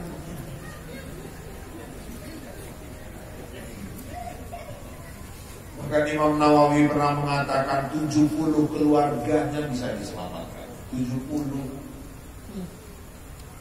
Ada pula yang ngomong, alhamdulillah loh Ustaz, abangku paling tua, anaknya hafal Quran 30 juz. Itu abangmu kok yang bangga. Kan menyelamatkan 70 Ustaz. Aku kena. Paman 70. Pas mau masuk surga diminta malaikat, mana daftar keluargamu yang mau kau tolong? Ini rupanya pamannya nomor 71. Jangan mengandalkan anak sendiri kalau bisa. Maka kalau bapak ibu ada anak cucu lagi sekolah di daerah, lagi ngapal Quran, saya minta tolong. Apa Ustaz? Jangan bangkit dari tempat duduk selesai sholat sebelum Bapak Ibu hadiahkan Fatihah buat anak Bapak Ibu. Ya Allah, untuk kemudahan anakku menghafal Al-Quran, Al-Fatihah, bacakan supaya mudah dia menghafal Al-Quran. Karena anak kita yang bidayah yang lagi menghafal Al-Quran itu, dia bukan berjuang untuk dirinya, tapi dia berjuang untuk kita. Karena anak yang menghafal Al-Quran, dia sedang merangkai sebuah mahkota. Nanti di padang mahsyar dialah yang meletakkan di kepala ayah ibunya. Karena saya kadang-kadang kalau masuk ke daya-daya anak hafal Quran, sedih. Ada yang di teras masjid menghafal, ada yang di bawah pohon sawit menghafal, ada yang di asrama menghafal, ada yang kelelahan sampai Quran menutup wajahnya, ketiduran jadi tutup Quran. Kadang-kadang kita tinggal berdoakannya saja lupa. Nah, mau bahagia anak yang berkah, mau bahagia suami yang berkah, istri berkah. Suami yang berkah yang paling baik kepada istrinya. Khairukum linisaihi. Sebaik-baik suami itu yang paling sayang sama istrinya. Nabi udah contohkan. Nabi itu sama istrinya, ya Allah, manggil aja pun masing-masing punya panggilan kesayangan. Khadijah, ya Habibah, wahai kekasih. Jadi Pak, kalau suami manggil istri kekasih, ya yang boleh, menambah kemesraan. Cinta, silakan. Hani, silakan. Jangan beb lah. Ya tidak gitu. Kadang mau yang suami udah makan beb, alah, batu empat aja kok beb.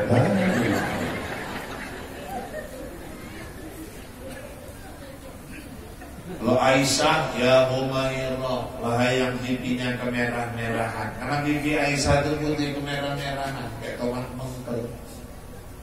Kalau di sini kan yang banyak hitam kebiru-biruan. Di bapak mulai besok tengok pipi istri, kalau kemerah-merahan ya Humairah. Kalau putihnya putih betul, Ustaz, nggak ada merah-merahnya, ya Baidoh, asal kata abiyat, artinya putih. Kalau hitam, Ustaz, ya Saudah, asal kata aswad, artinya hitam. Jangan dipanggil Leng, oleh, ya Allah, sakit kali hati dia. Kalau ya Saudah, dia pun melambung tinggi. Padahal artinya kelim juga sama.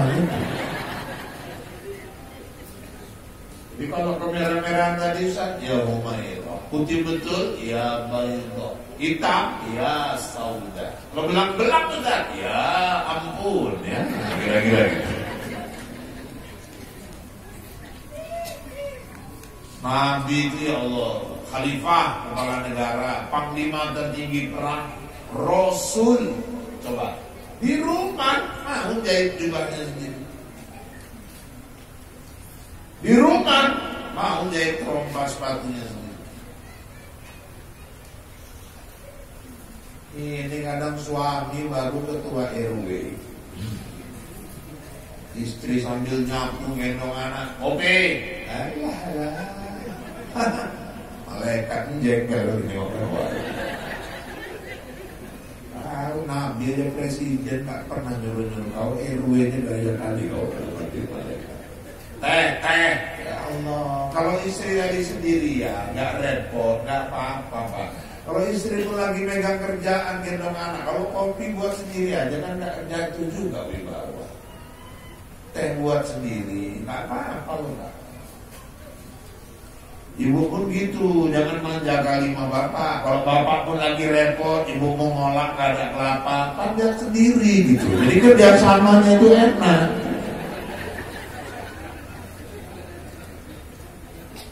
Gak mau marah Nabi itu sama istri.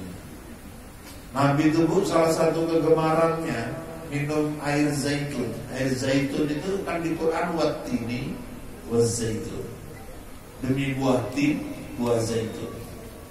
Kalau buah tin manis asam, zaitun itu diambil airnya rasanya pedas.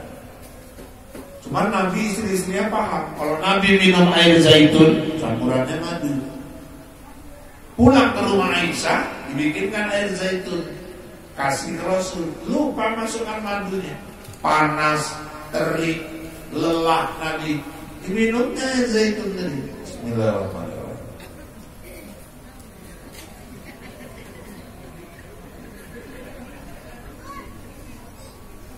Karena nggak ada madunya, balik mata Nabi rasakan. Marah Nabi, padahal lelah. Enggak. Apa kata Nabi? Aisyah, tangan. Kemari. Labbaik ya Rasulullah. Saya datang ya Rasulullah. Lama kali kita nak minum segelas berdua. Itu rupanya cara Nabi. Istri Nabi diajak minum segelas berdua, bangga kali itu. Jadi Rasul minum, ya makasih ya Rasul, ya bila Aisyah. Dicari Aisyah mana bibir gelas yang basah tadi. Berarti disitulah tadi Nabi mendaratkan bibirnya. Kalau ibu kan kalau diajak kongsi sama bapak, ibu cari yang kering. Nah ini tadi bekas dipuncuk dia nih, rabies bahaya.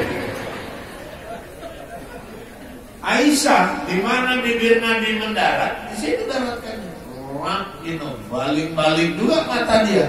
Astagfirullahaladzim, lari dia ke belakang, dimasukkannya madu di kacaunya, baliknya lagi. Ya Rasulullah, maafkan saya Rasul, maafkan saya Rasul. Kenapa?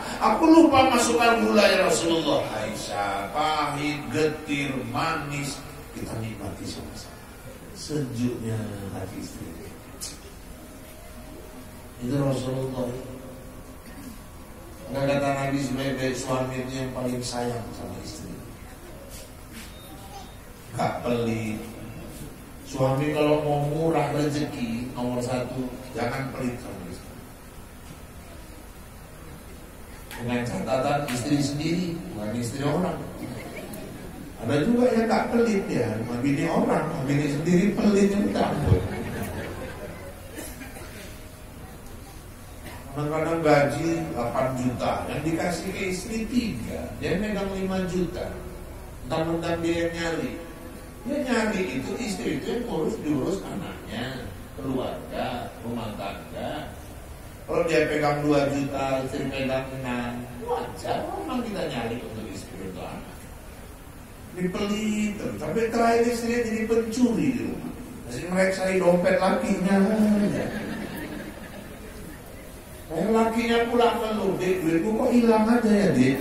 Kenapa bang? Gak tahu nih hilang aja. Padahal kita cuma 2 orang yang di rumah. Maksud abang apa ini? Ya gak ada muncul kau itu gak ada. Aku tahu maksud kau. Cuma 2 orang, bukan maling aku. Aku emang bapak orang susah, tapi gak mau aku ngambil duit kayak gitu biar kau tahu ya. Jadi kok bisa hilang? Ya gak tahu lah. Berapa hilang? Tiap hari cepet hilang. Ya Allah sayangnya banget. Bikin belanja ada 2 hari. Tulen kali nyimpan duit hati-hati. Ini musim tuyul. Padahal dia lah tuyulnya di rumah.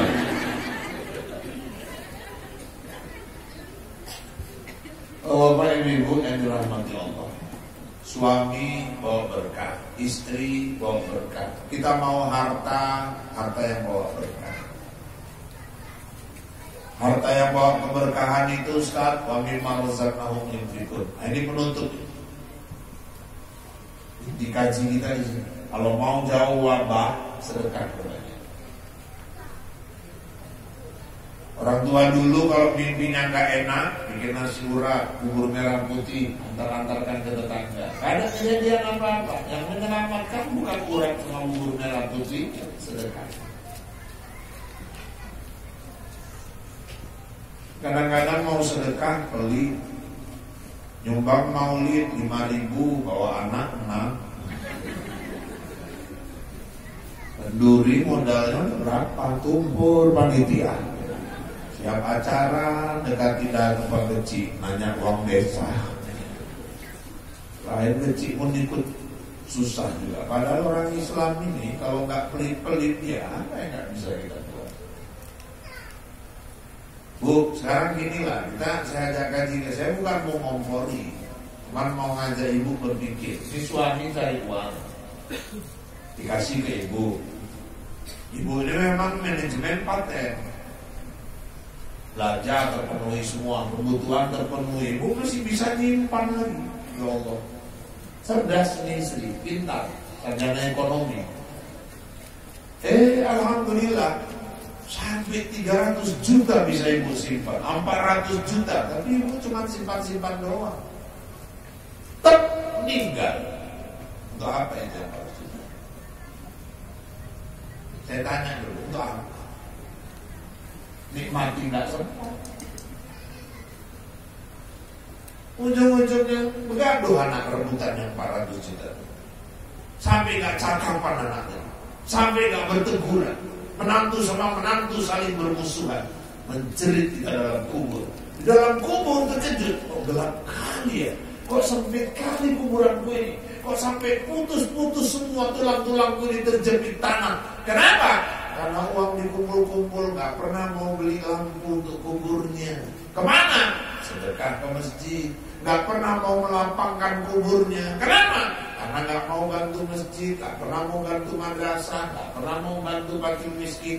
Cuma disimpan-simpan doang. Terakhir anaknya memperebutkan harta, menjerit kita di kubur. Gak pernah kita buka jalan kita di padang mahsyar. Gak pernah kita ringankan timbangan kita nanti di yaumil mizan. Padahal uangnya ada, disimpan-simpan untuk apa?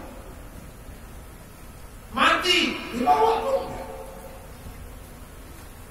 Lumayan kalau cuma anak berebut. 4 bulan ibu nikah, suami pun udah mulai ngelirik janda lagi.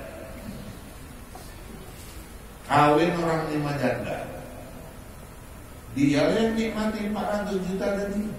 Sakitnya.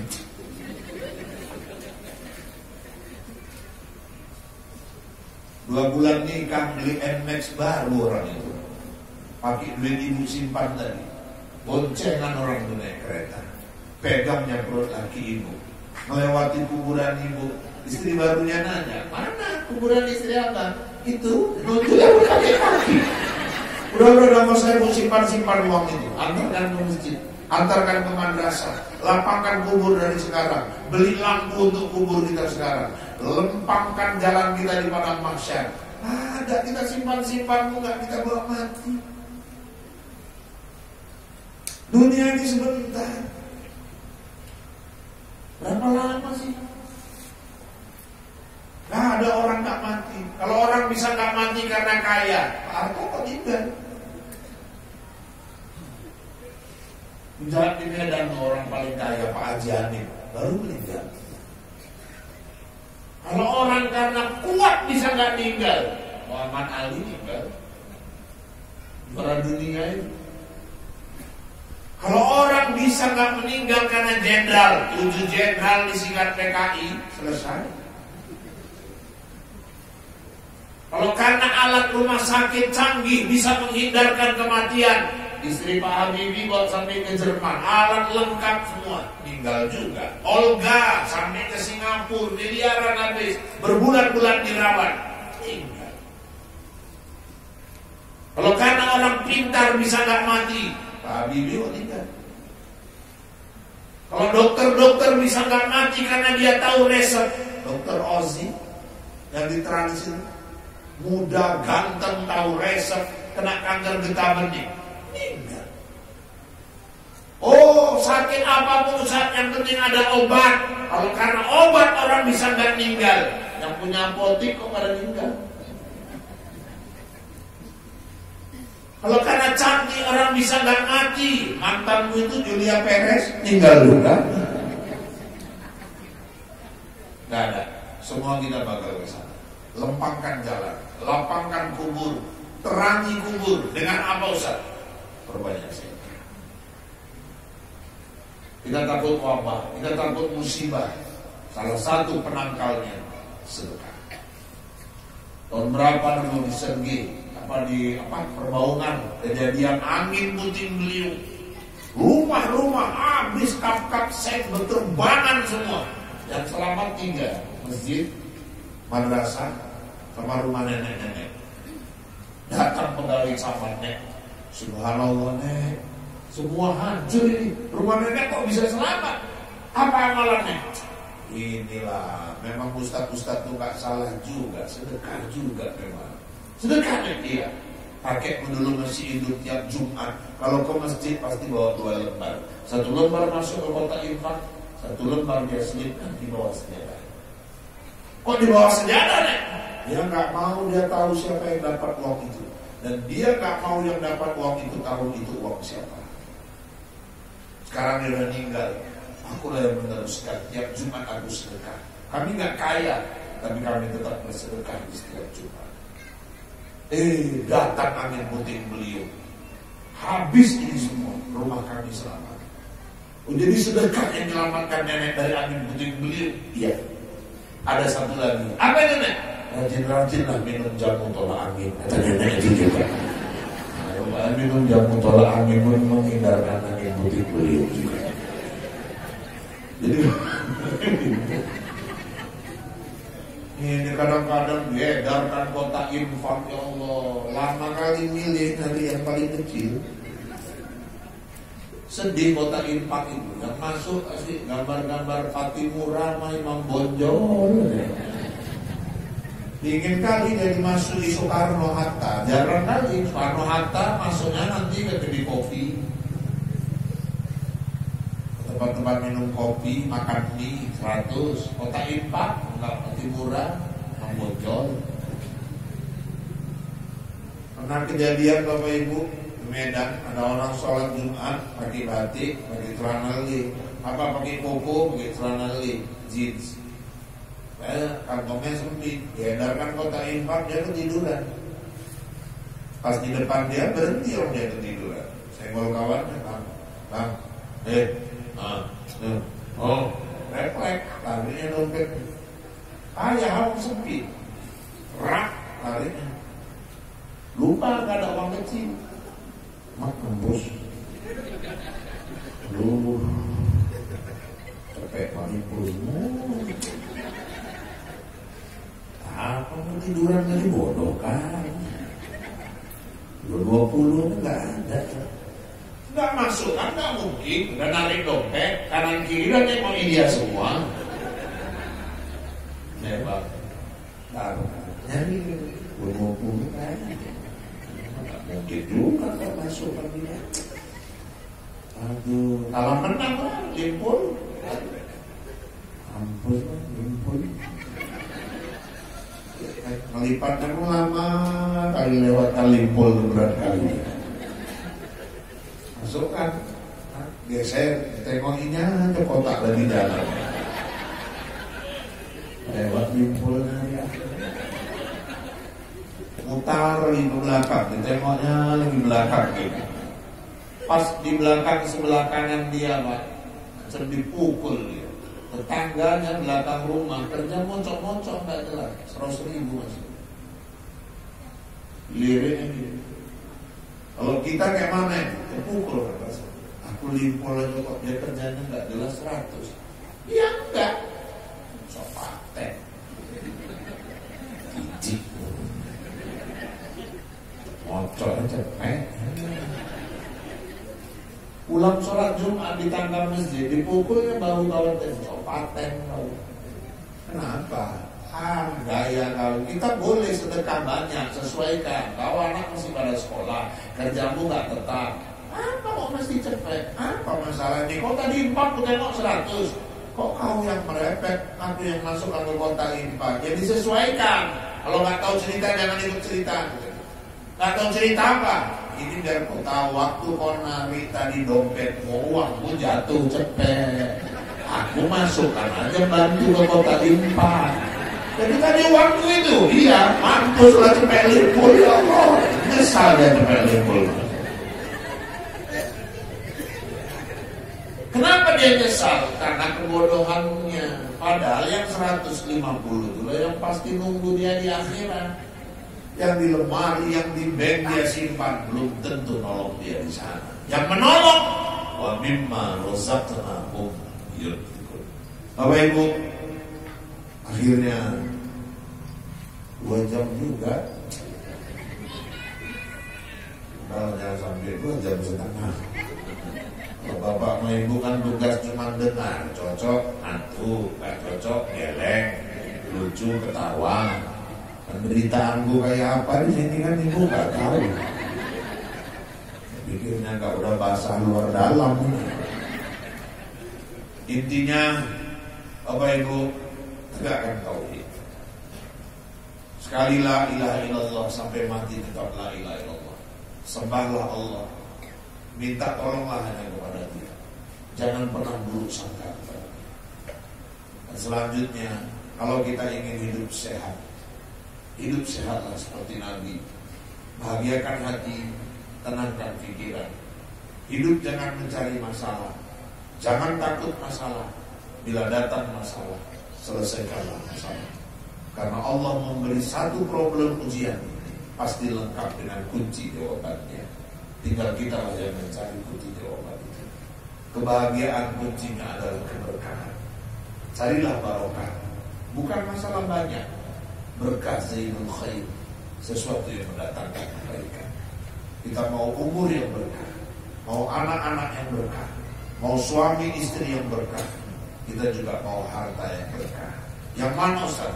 Wa mimma razaqnahum yunfiqun. Besok, lusa, ibu ada rezeki, undang anak yatim ke rumah, kasih dia makanan yang lezat-lezat, ibu belikan dia baju, belikan dia alat sekolah, masukkan uang ke amplop, kasih sama dia. Bu, rasakan di sini. Ibu akan merasakan bahagia luar biasa melihat anak yatim itu mencium amplop yang ibu kasih. Kenapa? Karena puncak kebahagiaan adalah ketika kita sudah bisa membahagiakan orang lain. Allah akan memberimu bila engkau juga selalu memberi kepada orang lain. Ini saja barangkali yang dapat saya sampaikan. Kalau dirasakan kata-kata saya kasar, saya mau makhluk kasar, bukan makhluk halus. Dan seandainya ada kata-kata yang kurang berkenan, saya manusia biasa, bukan makhluk keluaran kasar. Kalau dirasakan kata-kata saya menyinggung perasaan, itu bertanda Bapak Ibu masih punya perasaan. Kalau masih kurang, tinggal bilang manfaat aku Abdul Rahman. Insya Allah kapan diundang saya akan datang lagi. Yang penting cocok. Ini Bapak Ibu, ya, yang maksudnya cocok waktunya.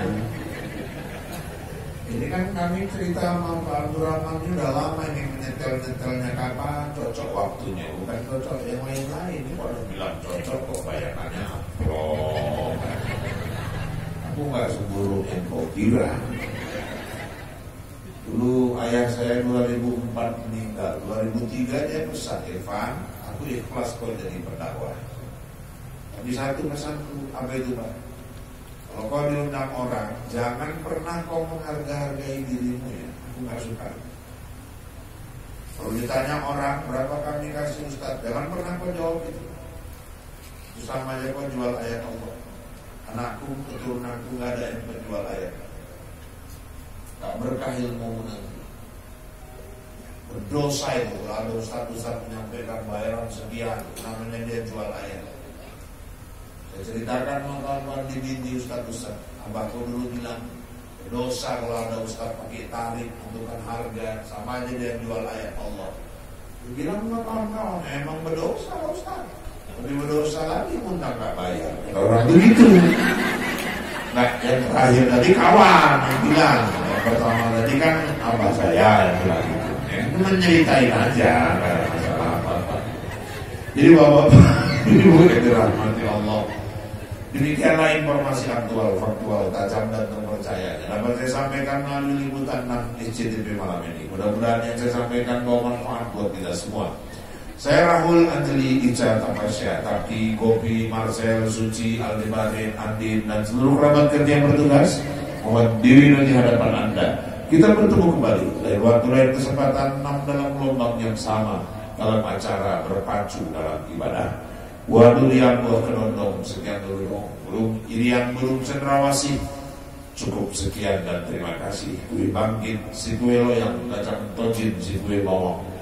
Itulah kue-kue hari raya Idul Fitri. Ini saja yang dapat saya sampaikan. Izinkan saya kembali ke Bombay. Wabillahi taufiq wal hidayah. Assalamualaikum warahmatullahi wabarakatuh. A'udzu billahi minasyaitonir rajim. Bismillahirrahmanirrahim. Alhamdulillahi rabbil alamin. Wassalatu wassalamu ala sayyidina Muhammadin wa ala alihi wa ashabihi ajma'in. Allahumma inna nas'aluka ilman nafi'an wa rizqan wasi'an wa halalan tayyiban wa amalan mutaqabbala bi rahmatika ya arhamar rahimin. Allahumma anzil rahmah wal maghfirah wat taufiq wal hidayah wal barakah was sihhata was salamata alaina bi rahmatika ya arhamar rahimin. Ya Allah, ampuni dosa kami, dosa ayah dan ibu kami, dosa istri kami, dosa suami kami, dosa anak-anak cucu keturunan kami, dosa guru-guru kami, dosa pemimpin-pemimpin kami, dosa orang-orang yang berjasa dalam hidup kami. Ya Allah, kami bermohon kepadamu, istiqomahkan kami untuk menjalankan perintah-perintah-Mu, menjauhi larangan-larangan-Mu. Istiqomahkan kami untuk mencintai kekasih-Mu Muhammad sallallahu alaihi wasallam sampai akhir hayat kami nantinya.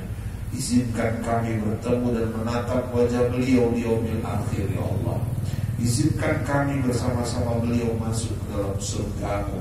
Walaupun kami merasa banyak kesalahan dan dosa yang sudah kami lakukan, tapi kami sadar, kami semua paham bahwa Engkau Maha Pengampun lagi Maha Penyayang. Allahumma ya Allah, jauhkanlah kampung tempat tinggal kami dari segala macam wabah. Jauhkanlah tempat tinggal kami dari segala macam bala, dari segala macam bencana. Karena kami tahu ya Allah, tidak ada pelindung bagi kami yang lebih baik melainkan Engkau. Rabbana taqabbal minna du'ana innaka antas samiul alim wa tub 'alaina innaka antat tawwabur rahim. Rabbana zalamna anfusana wa illam taghfir lana وترحمنا لنكونن من الخاسرين. ربنا آتنا في الدنيا حسنة وفي الآخرة حسنة وقنا عذاب النار. وصلى الله وسلم عليه والحمد لله رب العالمين. تقبل الله منا